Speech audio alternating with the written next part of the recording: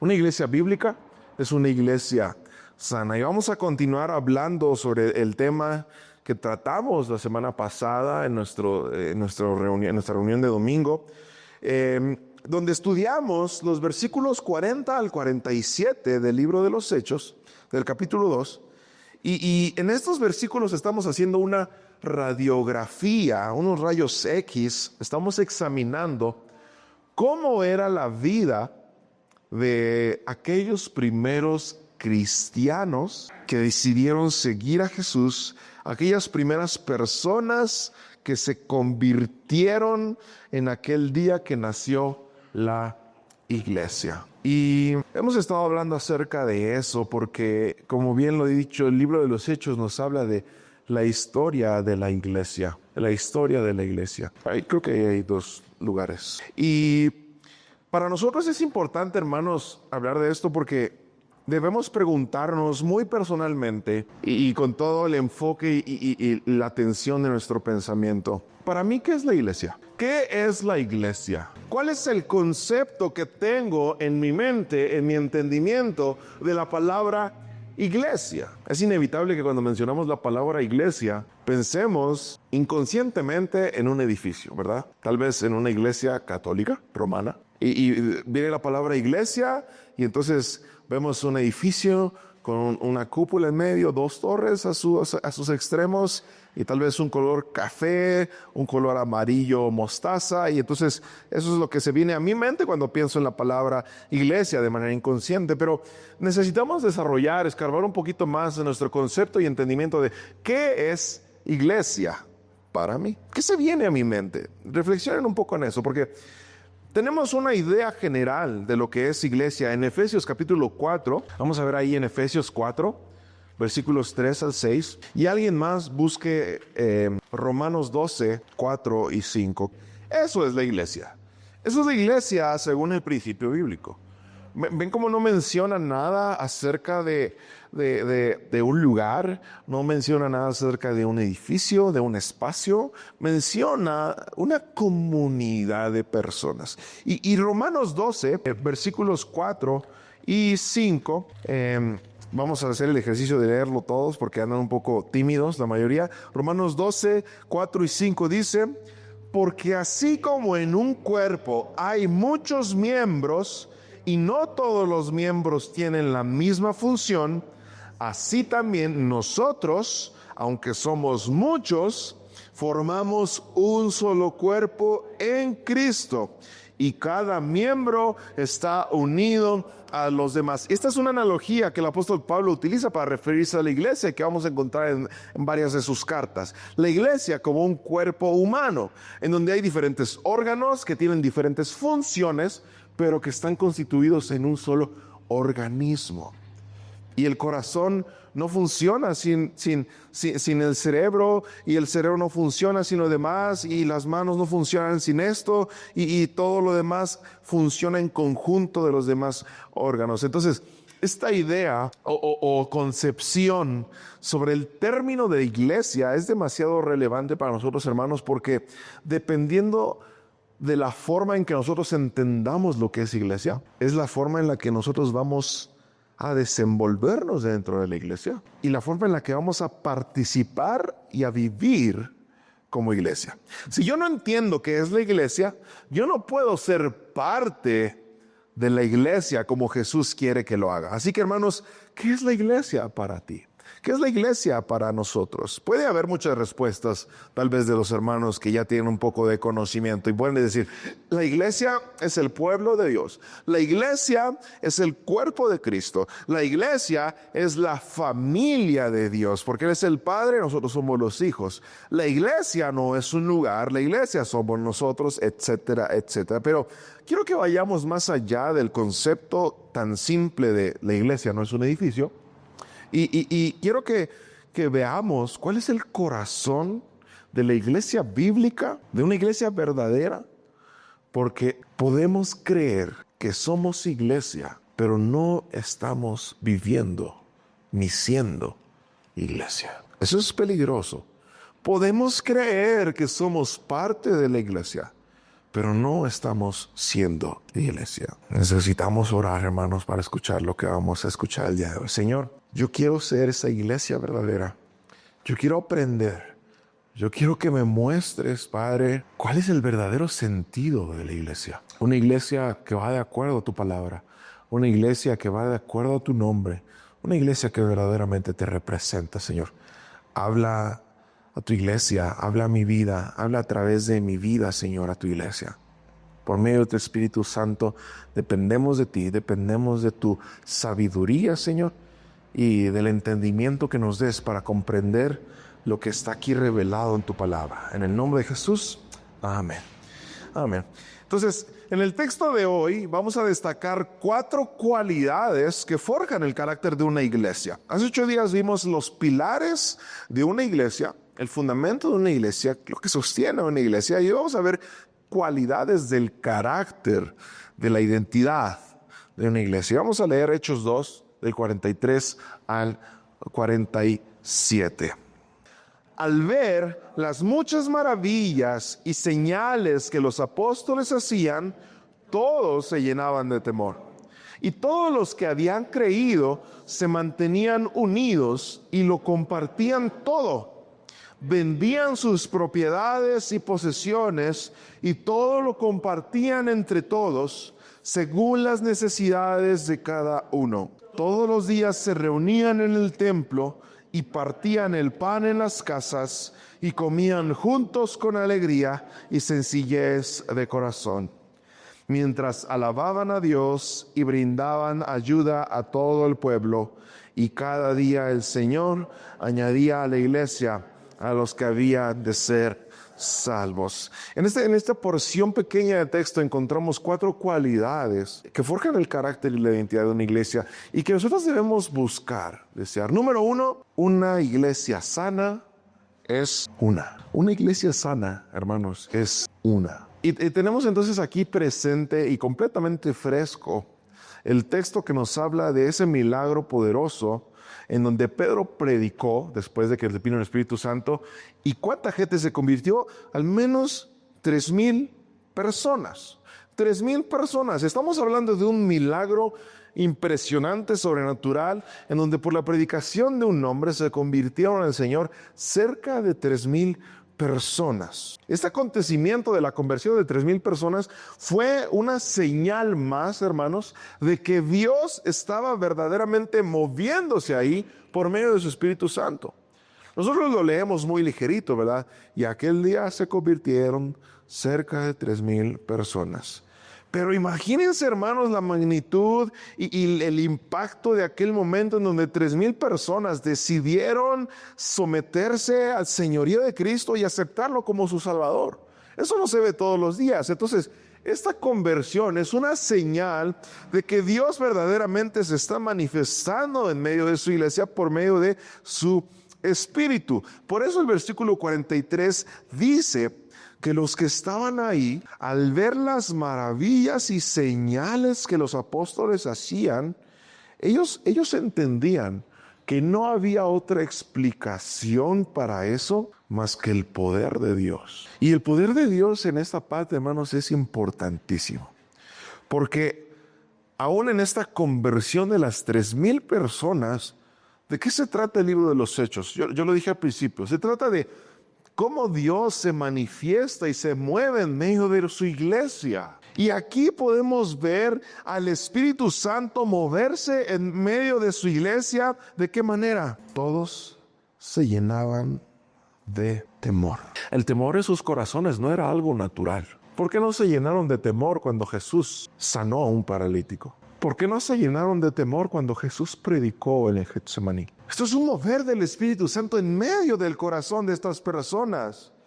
Es un milagro, hermanos, que no podemos pasar por alto. El temor en sus corazones era una señal evidente de una conversión genuina, de que ellos verdaderamente estaban decidiendo tener fe en Jesucristo. Y luego dice algo fundamental de aquellos primeros cristianos, el texto, que decidieron seguir a Jesús, que dice lo siguiente, el versículo 44. Y todos los que habían creído se mantenían unidos y lo compartían todo. Qué increíble esto que estamos leyendo aquí, hermanos, porque la palabra nos está presentando la realidad de esos primeros creyentes en un contexto muy específico, porque, hermanos, esos primeros creyentes que aquel día se convirtieron al Señor, venían de muchos lugares a la fiesta del Pentecostés. Venían de varias zonas, de varias regiones, días de caminar. Tenían diferentes lenguajes, diferencias en sus formas, en sus prácticas, en sus hábitos, en su cultura. Tal vez unos desayunaban a las 9, otros desayunaban a las 12. Tal vez unos acostumbraban a desayunar más huevos con frijoles y otros huevos con jamón. Y entonces había una diferencia cultural, no tan marcada porque al final estaban en la misma región, pero sí había ciertas diferencias de idioma, lenguaje. Y ahora, por medio del Espíritu Santo, ellos reciben la adopción de Dios. Ellos ahora se convierten en hijos de Dios y el Padre les da una nueva identidad. ¿Y qué quiere decir esto?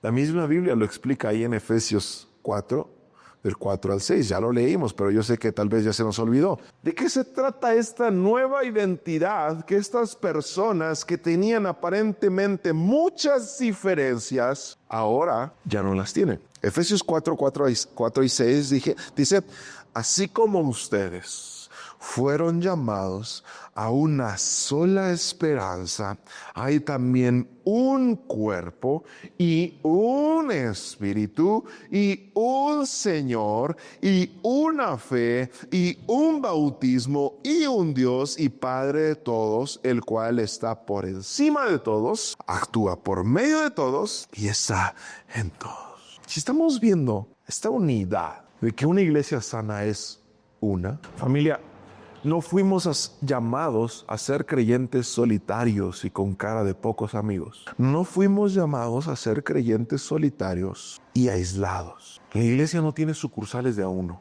La iglesia no tiene diferentes dioses. La iglesia no dice yo estoy acá y tú estás allá. La iglesia no dice tú en tu mundo y yo en el mío. Nos vemos nada más el domingo. La iglesia sana, verdaderamente sana, hermanos, posee una sola identidad. Todos somos hijos, todos tenemos un mismo credo, es decir, todos creemos en el mismo Dios. En ese mismo Dios que es Dios Padre, Dios Hijo y Dios Espíritu Santo, tenemos una misma creencia. Y cuando el texto dice que estos primeros creyentes se mantenían unidos, era una unidad real en todo sentido. Ellos caminaban hacia un mismo propósito, hermanos. Ellos vivían bajo la gracia de Dios. Ellos entendían que todos tenían el mismo valor delante de Dios, no importando lo que tuviesen o no tuviesen, no importando quiénes fuesen o quiénes no fuesen. Ellos entendieron que delante de los ojos de la gracia, delante de los ojos de misericordia, todos eran iguales. Y necesitamos entender, hermanos, iglesia, que el vínculo que nos une unos a otros, a ustedes y a mí, el vínculo que me hace su hermano, el vínculo que los hace ustedes hermanos unos con otros, es la misma sangre del Hijo de Dios, hermanos, y eso no es poca cosa. A veces pensamos que un lazo de sangre familiar es mucho más fuerte que la sangre de Cristo que nos une. Ah, caray, pues eres Dios, o cómo no. ¿O no es así? Primero está mi familia y luego está mi iglesia. Hermanos, nos une algo mucho más poderoso que la sangre humana. La sangre de Cristo nos ha hecho familia. ¿Cómo está nuestra unidad como iglesia? ¿Estamos apuntando, dirían por ahí, jalando parejo hacia el propósito de Casa de Gracia? Hermanos, ¿saben? Yo me sorprendí, hermanos, porque ¿saben cuántas personas se anotaron para la limpieza de esta semana? 0. ¿Nos estamos uniendo en todo? ¿O cada quien está buscando su propio camino? La pregunta es, ¿cómo voy a reforzar, cómo voy a someterme a esa unidad como la de los primeros creyentes? El texto es muy explícito, hermanos, muy, muy explícito. Estaban unidos y lo compartían todo. Y esto nos lleva al segundo aspecto, carácter de la iglesia que es sana. Una iglesia sana, hermanos, es una iglesia que está dominada por el amor. Una iglesia sana está dominada por el amor. Y continúa el versículo 45, hablándonos de algo igualmente fundamental para una iglesia sana, que es el amor. Dice el versículo 45, vendían sus propiedades y posesiones, y todo lo compartían entre todos, según las necesidades de cada uno. Está bien lo que estamos leyendo ahí, hermanos. No estamos viendo mal, no se equivocaron al escribir o traducir la Biblia. Y vendían sus propiedades y posesiones y todo lo compartían entre todos según las necesidades de cada uno. Y si fuéramos otro tipo de iglesia, hermanos, yo en este momento les estaría pidiendo: tráiganme las escrituras de su casa, tráiganme la factura de su coche, porque lo vamos a repartir entre todos como un sistema comunista.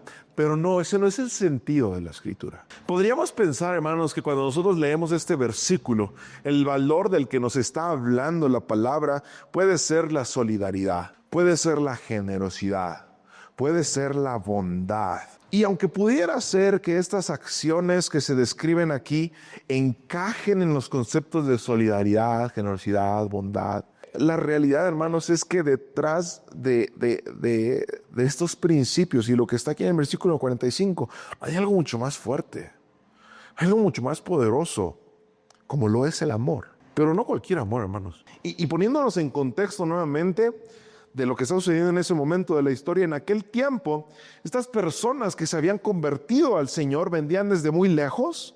Ellos venían a la fiesta judía del Pentecostés. Ellos caminaban por días, obviamente no había autobús ni mucho menos, ¿verdad? Ellos caminaban por días. Los más acomodados tal vez tenían algún medio de transporte como un animal, jalando ahí un carrito con sus cosas, pero la mayoría venía a pie desde su tierra. Ellos venían a la fiesta del Pentecostés y no imaginaban que ellos iban a escuchar el mensaje de ese Jesús, el Hijo de Dios.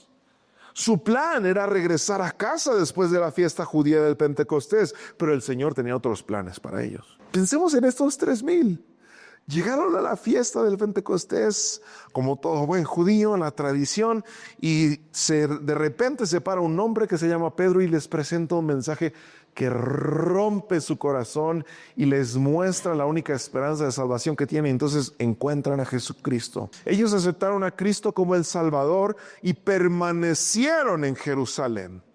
Dejaron trabajos, dejaron posesiones, dejaron familia tal vez, dejaron todo, no tenían absolutamente nada. ¿Cómo iba a sobrevivir entonces esa iglesia? 3,000 personas que lo dejaron todo.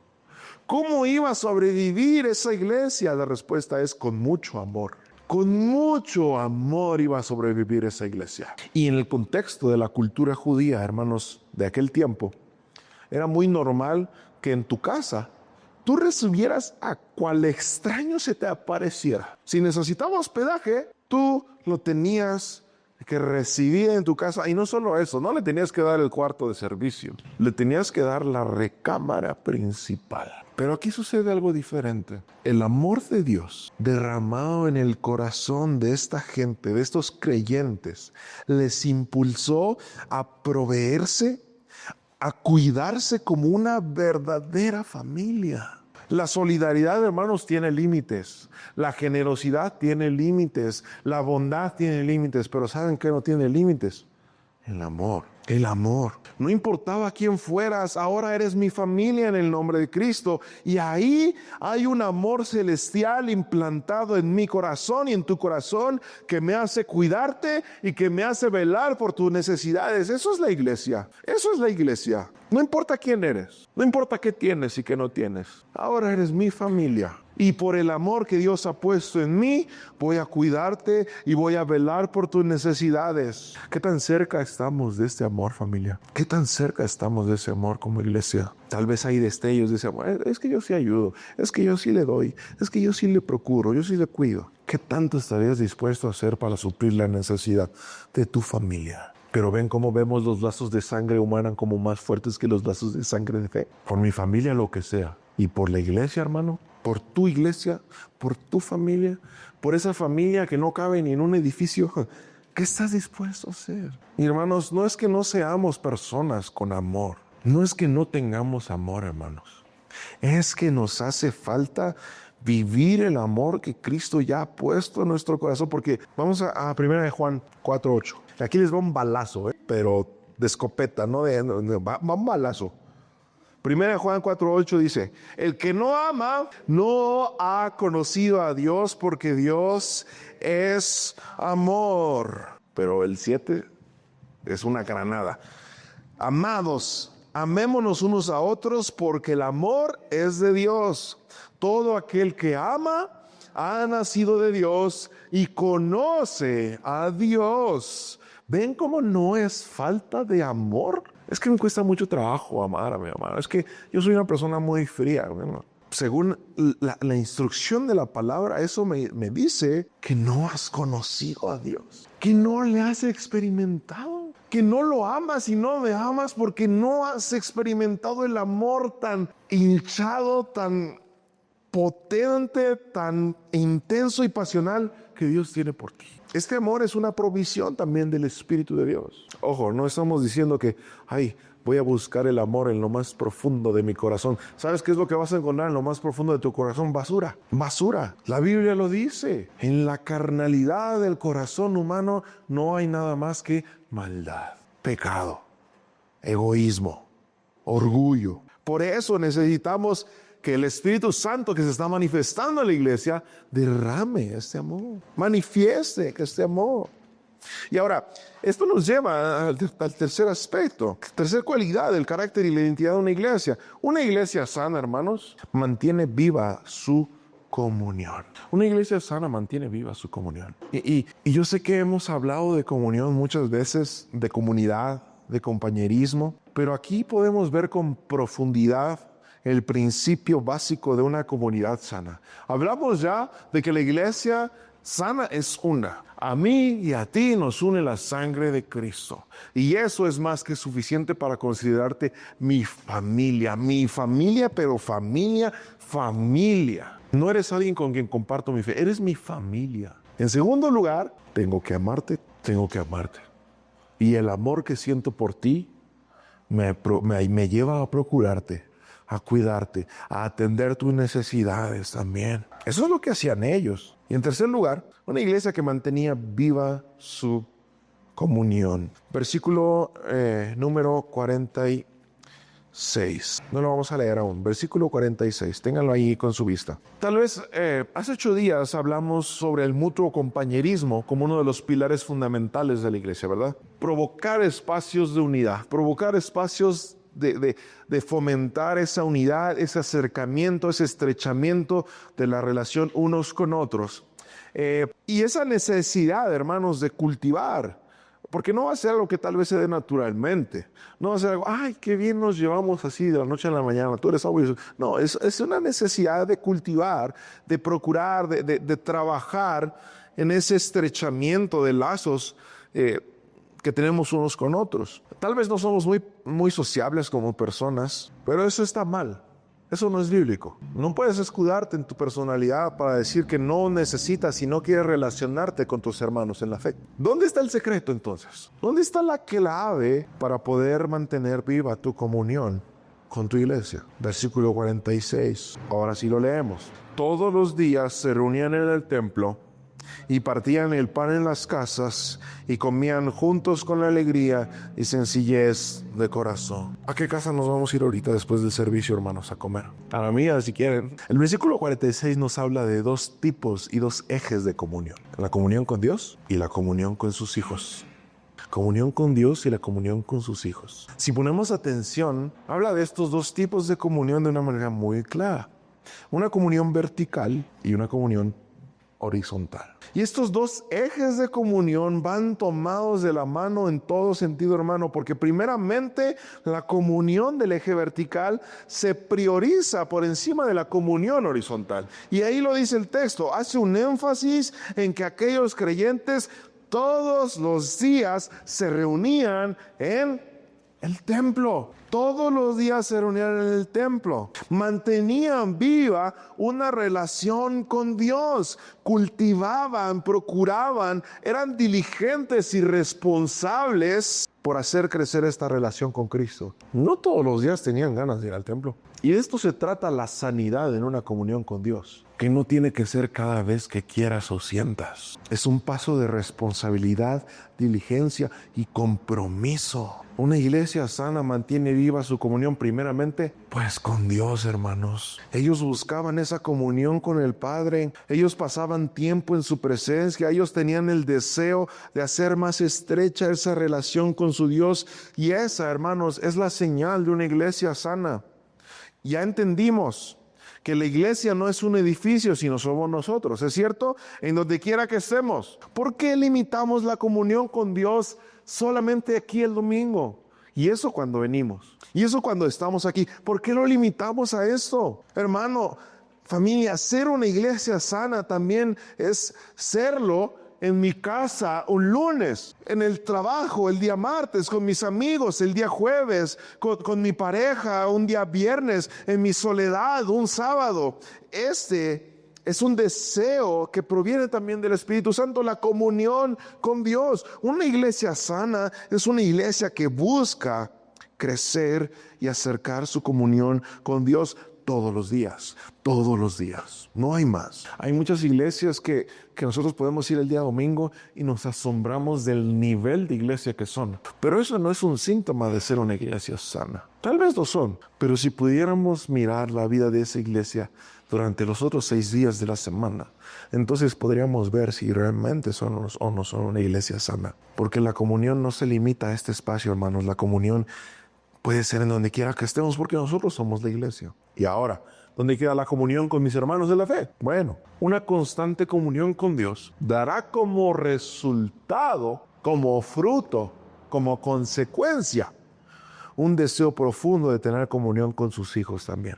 ¿Ya viste por qué te cuesta tanto relacionarte con tus hermanos de la fe? ¿Ya viste por qué te cuesta tanto tener esos tiempos de comunidad con ellos? Porque una comunión con Dios da consecuencia al deseo profundo de tener una comunión con sus demás hijos. Para poder vivir una comunión genuina y amorosa con mis hermanos de la fe, debo llenarme de una intensa y perseverante comunión con Dios.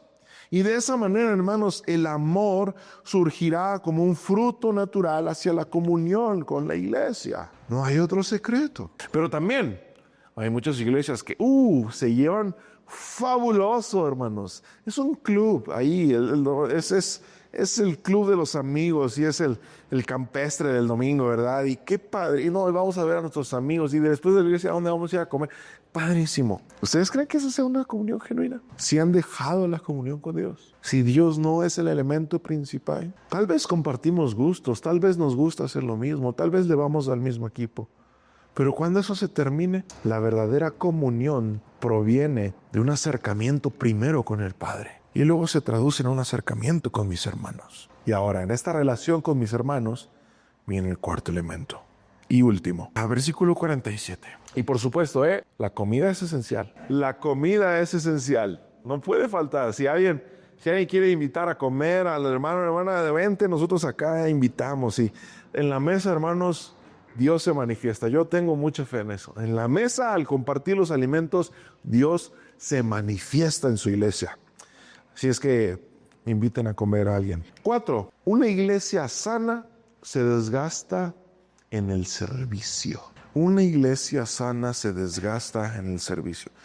Este es el último, pero no menos importante de estos principios de una iglesia sana, hermanos. El servicio. Y debemos abrir nuestro entendimiento para comprender que el servicio del cual nos habla toda la Escritura, toda, el servicio del cual nos habla la Biblia y el servicio que somos llamados a hacer, no es como nosotros pensamos comúnmente. Porque el servicio en nuestros tiempos, hermanos, es algo muy sencillo. El servicio en nuestros tiempos es poder brindar de tus recursos, llámese tiempo, dinero, talentos, habilidades, etc., siempre y cuando no perjudique tus propios intereses y no rebase el presupuesto que tienes destinado a servir. Yo presupuesto tantas horas, yo presupuesto tanto recurso, yo presupuesto tanto talento, yo presupuesto tanto tiempo. Y si eso estoy dispuesto a servir. Y entonces, ¿quieres de mi tiempo?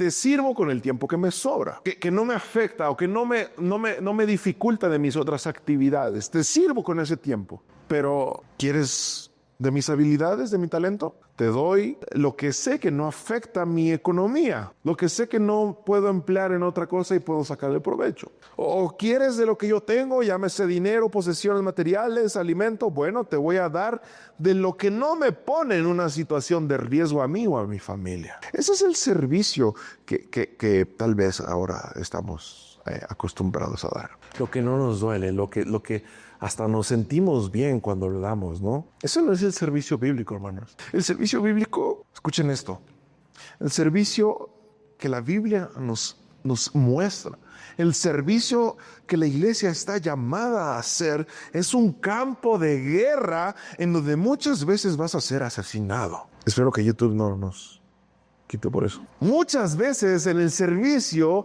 vas a recibir una bala al corazón. Porque saben, hermanos, el servicio bíblico es entregarse a los demás sin importar el costo o el beneficio. Es más, servir como debemos hacerlo muchas veces nos va a traer saldos negativos, nos va a traer deudas, nos va a traer pérdidas. ¿Por qué esta iglesia de Hechos servía de esta manera? ¿Por qué? ¿Por qué ellos vendían sus cosas? ¿Por qué ellos daban de comer? ¿Por qué ellos recibían en su casa? ¿Por qué ellos abrían las puertas de su vida a completos extraños que apenas habían conocido al Señor? ¿Por qué?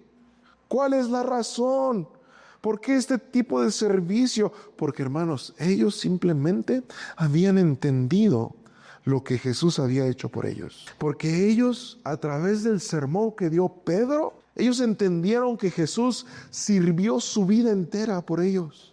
Entregó su vida, entregó su cuerpo, entregó su sangre. Y en los evangelios, hermanos, no vemos a un Jesús que dijera, bueno, pues ya terminé lo que tenía que hacer, ya hice mi rutina del día de hoy, ya ocupé el taller de mi padre carpintero un rato, ya cumplí con todos mis pendientes, ya hice algunas puertas de madera, es sábado por la tarde, bueno, tengo tiempo para ir a servir a la iglesia. Tengo tiempo para ir a sanar. Tengo tiempo para ir a predicar. Tengo tiempo. Ahora sí vamos a ver quién necesita mi ayuda. Los voy a dejar que ustedes respondan. ¿Así sirvió el Señor? La última cita de este tiempo es Proverbios 3, versículo 28. Si hoy puedes ayudar a tu prójimo, no pospongas la ayuda para mañana. ¿Qué tiene que ver esto con el servicio? Bueno, el servicio de una iglesia sana, el servicio bíblico, hermanos, es levantarse cada día con la convicción de que nada es tuyo. Nada es tuyo. Ni tu tiempo, ni tu dinero, ni cuantas cosas materiales tengas, ni tu propia vida, ni tus talentos, ni tus habilidades, ni tus capacidades, ni tus fuerzas, ni tus energías. Nada te pertenece. ¿Sabes qué? Porque tu vida tuvo precio y alguien la compró. Alguien la compró. El servicio verdadero, hermanos, duele. El servicio es un sacrificio. El servicio es doloroso. El servicio, como la iglesia nos llama a servir, nos lastima. Ya me imagino a las hermanas de ahí de la iglesia de Hechos viendo su casa así, con los ojos cerrados, así de, hijo, todos se vinieron acá. Me van a dejar una regazón. Ya me imagino a los hermanos híjole, lo de toda la semana se va a ir en una comida ahorita. ¿El Señor les dejó solos? Esa iglesia, perdón por la expresión, pero no se me ocurre, como conejitos, hermanos, se multiplicó. Y cada día, versículo 47, el Señor añadía cada día los que habían de ser salvos, hermanos. Esta es la palabra de Dios. Padre, gracias, Señor, porque el mensaje ha sido contundente para nuestras vidas, Señor, y porque nos haces un llamado especial y claro, Señor, a ser una iglesia sana, a ser una iglesia conforme a tu palabra, Señor. Yo sé, Padre, que luchamos con nuestro egoísmo, luchamos con nuestro orgullo, luchamos tal vez con nuestra propia vanidad y con nuestra propia construcción social de que somos más que otras personas. Pero, Señor, yo sé que tu palabra tiene el poder para derribar todo eso y entonces transformarnos de tal manera, Señor, que nos hagas humildes, sencillos, Que nos hagas una sola iglesia, Señor. Que nos inundes de tu amor para amarnos los unos a los otros, Señor, procurarnos, cuidarnos, atender nuestras necesidades de todo tipo, Señor, físicas, espirituales, materiales, Señor, de todo tipo, Señor. Que nos des ese deseo por mantener viva esta comunión contigo, Señor, buscarte y entonces poder también tener esta comunión con nuestros hermanos en la fe. Saber, Padre, que el vínculo de la fe es mucho más fuerte que el vínculo de nuestra carne. Y enséñanos a servir como tú nos serviste. Enséñanos a servir, Señor, con humildad, con entrega, con pasión, sabiendo, Señor, que nuestra vida no nos pertenece. Ahora te pertenece a ti, Señor. En el nombre de Jesús te lo pedimos. Amén.